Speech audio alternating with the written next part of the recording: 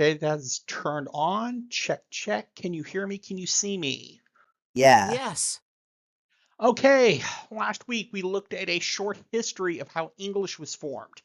It is two languages, Saxon and Norman, and they got pushed together. Instead of choosing one system, English kept both systems at the same time. That's why English vocabulary sometimes comes in pairs. Two words mean the same thing, but one is Saxon and one is Norman. Woods, forest, end, finish, fall, autumn. Today's lesson, we're going to see the same thing happens in grammar. It looks like English has rules and then exceptions to those rules. But what's really happening is that Saxon rules and Norman rules are both still active in English. They live side by side. So when something feels irregular, it's usually not irregular at all. It's just coming from the other language layer. And in that layer, it's regular. Before we jump into today's grammar rules, does anyone have follow-up questions from last week's history lesson? Teacher, last week you showed that English has pairs for lots of systems. One of the pair from Norman and the other of the pair from Saxon. Is stress patterns also one of those things? Like the words record and record? Oh, Alan, you're not making things easy for me, are you? I have to admit, I don't know. But if I had to guess, I would say it's purely from Norman. It seems like a way to modify a word rather than being two different words. If it were actually the case that one word was from Norman and one word was from Saxon, I would expect the entire word would be different rather than just the stress patterns being different. I'm glad you asked. Today's lesson starts with us examining sounds, just like the sound of a stress pattern. Let me pull up a whiteboard for you. Okay, many years ago, there was a famous experiment by language scientists. They made a fictional language, had no real meaning, and they included two new words. One of the words they made up is booba, and another word they made up is kiki. They showed these to people and asked them, oh, let's pull up the pictures here and here. Okay, they showed these two pictures to people and asked them which one is booba and which one is kiki. Now, without me telling you anything else, if you had to guess which one of these shapes is booba. Right. Right. Yeah, correct. Kiki is on the left, booba is on the right. The question now becomes, why did you do that? What is the justification for your choice? Let's go in turn. Oh, that's easy. The round shape just felt softer. I imagine that if I bumped into it, it wouldn't hurt. Booba sounds like something that is soft, not something that pokes. I picked the round one because booba sounds friendly. It's warm and bouncy. The spiky one felt too sharp for that sound, like it would say kiki, not booba. My synthesizer registers booba with lower frequency energy and smoother amplitude transitions. The round shape visually matches that waveform profile more closely than the spiky one. Yeah, all good answers. Here's the point. Saxon in general has sharp sounds. Norman in general has these soft, long sounds, like here. Okay? Not for every word, not for every time, but in general, Saxon was a sharper, harder language, and Buba was more soft, and Norman was more soft and flowing. A few examples I'll show you. Okay, for Saxon and Norman, they both had the letter C, but they used in them very different ways. Here are some words from Saxon. And you can see in all of these words, it has that hard, crunchy, spiky sound for the C. Cat, cold, cup, corn, come, cut, copper. Norman, Norman had the letter C also, but in their words, these words are from Norman. The C sound was softer and more flowing. Center, ceiling, celebrate, circle, citizen, century, cycle. Same thing happened for letter G. All of these words are Saxon. And all of these words, the G sound was hard and crunchy and spiky. Go, good, give, girl, grow, get. Norman also had the letter G, but in Norman, it was more flowing and soft. So each one of these words came from the Norman language. Generation, genuine, gem, gentle, gesture, general. Oh, Poppy, you had a question? Let me see if I understand. Would it be the same for the CH sound? In the words school, stomach, echo, the sound is hard. In chair, cheese, chapter, it's soft. Is that a Norman-Saxon split?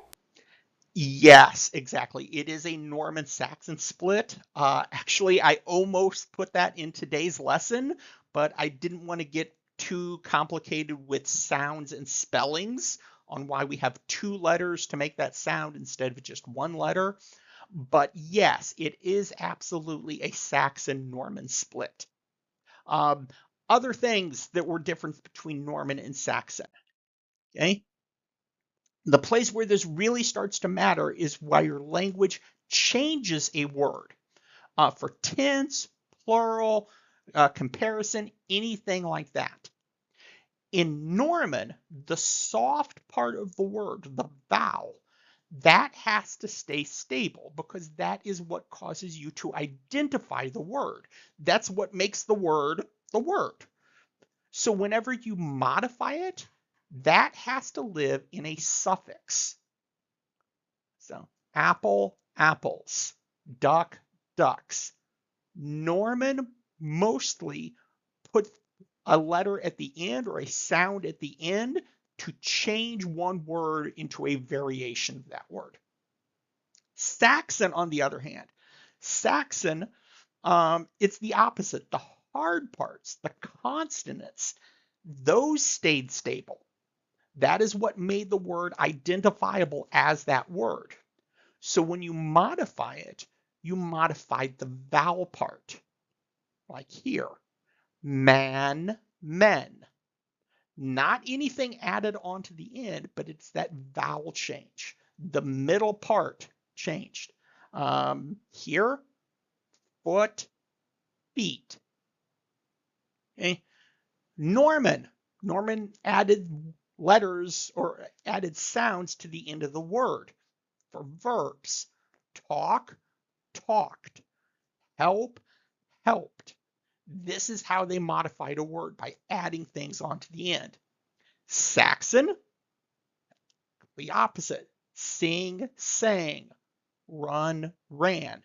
Not adding a sound to the end, but taking the sound in the middle, that soft, round vowel shape, and modifying it. There's others too for Norman. They had the T-I-O-N, shun. Educate, education. Invent, invention. They also had MENT, meant. Achieve, achievement. Move, movement. Saxon, they changed the vowels. They had words like sit, seat. Bind, bond. It's that change in the middle, the vowel sound in the middle that changed. Now, there were very specific ways that this changed. If you want to look this up on your own, it's called ablaut. I'm just going to call it vowel change. That's easier to understand. But if you do want to look that up, it's A-B-L-A-U-T, ablaut. Also, Saxon had suffixes. We'll get to those in a moment. But for right now, let's focus on how Saxon uses vowel shifts to change the meaning. I want to pull up this picture. Okay, to show what's actually going on here, I need to explain mouth shape. For some vowel sounds, they're in the top front of the mouth. They are in this place. Others are in the back bottom of the mouth, in this place. An ablaut typically goes from top to bottom and front to back, here. Okay, from top front to bottom back, an ablaut moves in this direction. It goes this way. Oh, Robert, you had a question? Teacher, this explanation is operationally useless for me. I do not possess a mouth. I produce sound via a digital speaker array. Your mouth map provides 0 actionable data. Robert, I'm sorry. You're absolutely right. I do have something that might help you. Give me just a moment. Okay, these are in utility items, utility pictures, IPA, spectrogram. I need closed front and open back. I need here these two pictures. Let's move this one down to here and this one up to here. Okay, the spectrogram for the ones that are front and top, you can see the pattern there. There's a very strong pattern in the high frequencies, a very strong pattern in the low frequencies, and not much in the mid-range frequencies. Also, for those low frequencies, you can see two very clear bands. There's minimal and they're very distinct from each other. Now, the vowel that is back and down, you can see there's less in the high range, more in the mid range. And in that low range, it's layered, it's stacked up more. There's like 5, there's 6, 7. I mean, there's a whole bunch of them. And they're all clustered together, and there's a smoother transition between them. Hopefully that has helped clear things up for you. Do you understand now? Affirmative. The histogram-based model is compatible with my hardware. Vowel categories are now internally coherent. Great. Okay. Let's use what we learned about the vowel shift, the ablaut, and see how that actually functions in practice. Let me pull this one up. Okay. Irregular verbs. We call these irregular, but they're not actually irregular. There is a regular pattern to them. It's just that regular pattern comes from the other language ladder. It comes Saxon. For each of these, I want you to practice saying them so that you are able to understand this vowel change that is happening. So let's start with this first one. Okay. Doug, let's have you say these 3 words. Sing, sang, sung. Oh, I can feel it. The first one's my tongue is up higher, and as I say each word, I feel my tongue getting lower and lower. The last one has the sound almost in my neck instead of in my mouth. Yeah, okay, great, you understand it now. Let's do this one. Alan, let's have you say these 3 words. Drink, drank, drunk. Oh, cool. Yeah, that makes sense. It's not random at all. It follows the same pattern every step. Okay, great. Yes, they're not irregular. They do have a pattern to them. Top to bottom, front to back. Let's get these 3 words. And Robert, let's have you say these 3. Begin, began, begun. Confirmed, transformations have consistent reduction in mid-range frequencies and increased amplitude transitions. Okay, good. Last one here. These 3 words. Poppy, let's have you say these 3. Ring, rang, rung. Oh, I feel it. The first one's like a bell in daylight. The last one's like a bell in fog. Yeah, that's it exactly. Now, Noah, I know there's communication difficulties for you. I just want to confirm that you're understanding everything that's going on so far. Great. Let's move on. Other than irregular verbs, there are irregular nouns. And again, these are not irregular. They are completely regular, but they come from the Saxon language. This one, when we're changing nouns, it goes the opposite direction. It goes from back bottom up to top front. So these pair of words, okay? Doug, I want you to say these two words. Mouse. Mice. Yeah, same as before. I feel my tongue changing places. Okay, let's do these two words. Okay, Alan, let's have you say these two. Tooth. Teeth. Wait, that feels more like it's going front to back than bottom to top. I guess that's the same general pattern. Yeah, it is. Whenever we're going in this direction, sometimes it is just back to front. Sometimes it is just bottom to top. But that general trend of going back bottom to top front whenever you're changing the irregular nouns, that holds. That is the pattern. Let's do these two. And Robert, say these two for me. Foot. Feet. Confirmed. Pattern of transformation matches previous examples. Great. And these two. And let's have Poppy do those. Man. Men. That one's harder for me, but I sort of feel it. Yeah, depending on your accent or your specific pronunciation, it might be harder or less easy for you to understand it, but that general pattern continues.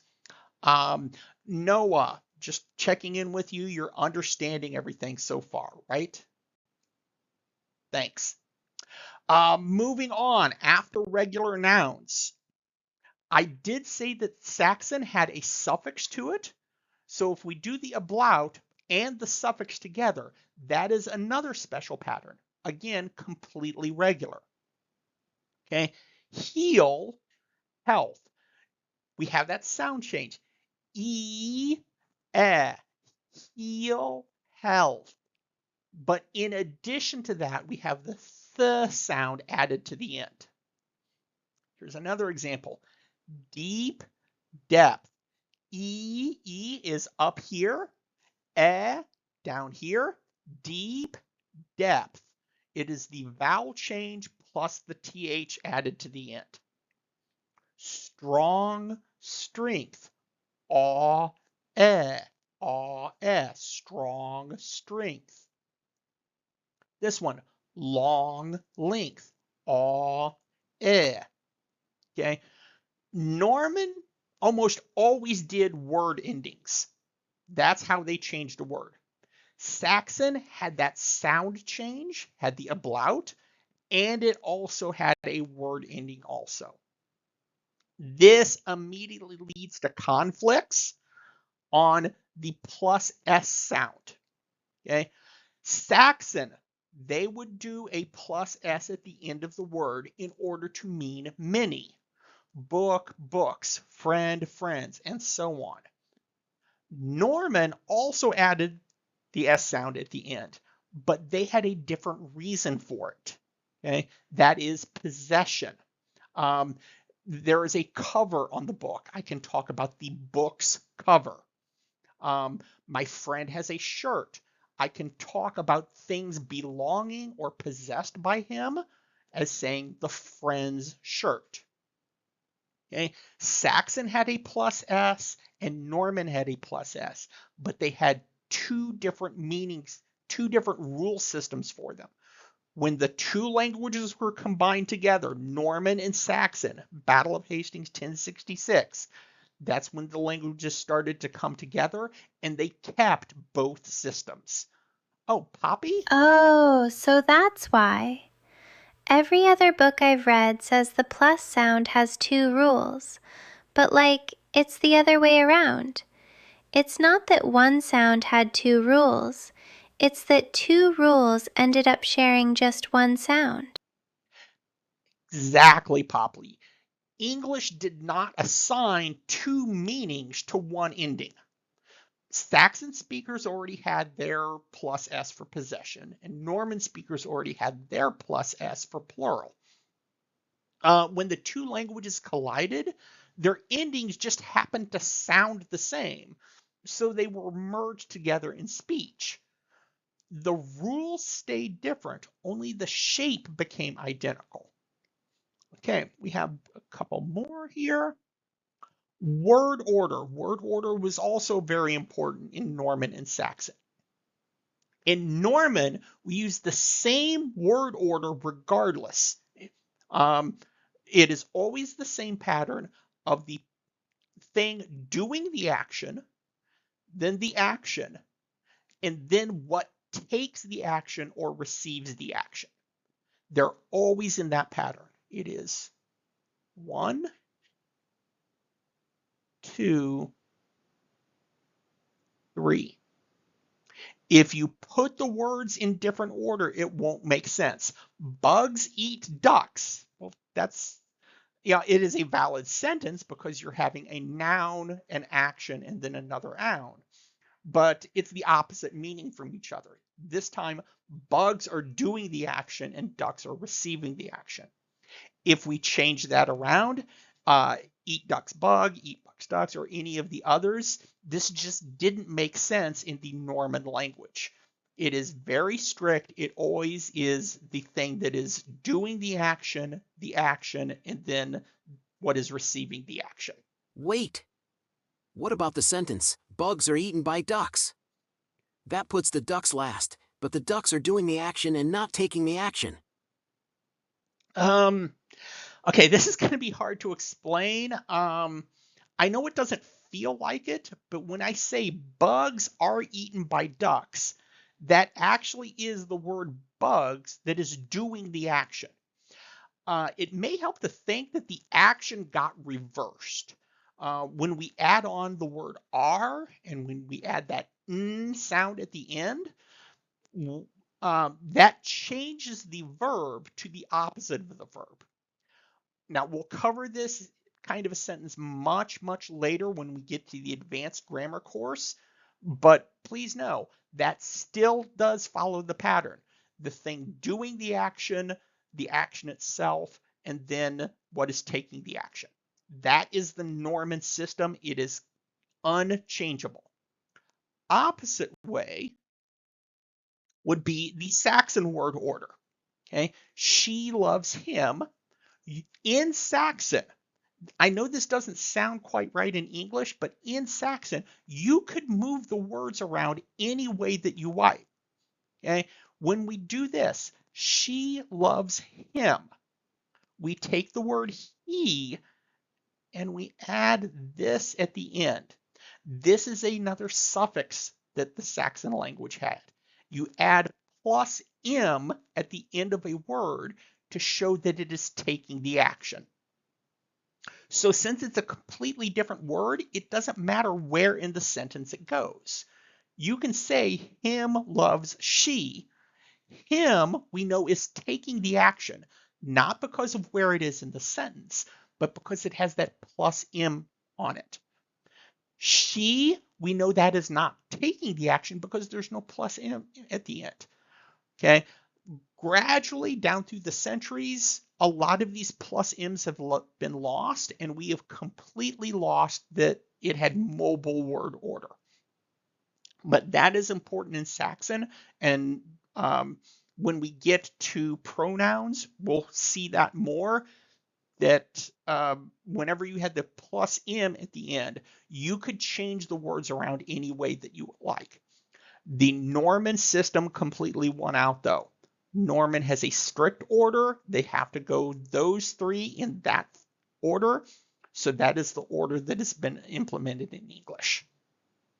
Okay. So Saxons, they were the lower class, the farmers, the workers. Norman, They were the kings, the nobles, the rulers. They controlled the courts. So Saxon, they used the ablaut plus the im sound to show whether or not it takes the action. Norman, they say word order shows the action. Norman, they were the rulers. They get to make the rules. So they enforce this over onto the Saxon language. This is the grid system. First slot, that is the thing that does the action. Middle slot is the action itself. And then the third slot is what takes the action. If we remember that, here is the grid. You're going to have to memorize this shape. This is going to be used over and over and over again. When we say we're going to put words into the grid in order to understand grammar, this is the grid that we're talking about. Now, it's a little abstract, but you can still see the three areas of it. The first slot, the middle slot, and the last slot. The extra lines, those have special meanings that we will go into more detail once we get to that part of the grammar. But this is our grid. Everything is going to be based on this. Okay? Ducks eat bugs. 3 slots, the thing doing the action itself, and what takes the action. Okay? We're also going to learn a system for doing it in line. If I have this, if I'm reading a passage or if I'm taking one of the English tests, if I don't have an extra sheet of paper to do the diagram on, I need some way to do it in place while it's inside of the paragraph. What we're going to be using for that, okay, first action, we'll underline, action, and underline. Okay, I didn't want to use 3 slots for this because then they can be confused with each other. But if we circle the action, we can think of a circle as being a wheel. It spins around, it does motions. Okay, so later on, when we do the grid system and have it in place, we're going to have underline, circle, underline. Got it. Hey, so next week we will start using this grid just for very basic sentences. And each of you is going to be practicing using this grid on the example sentences. You're going to be making the diagrams yourself. Ending Bye. transmission. Stay Goodbye. amazing. Yay, bye All right, everyone. see ya.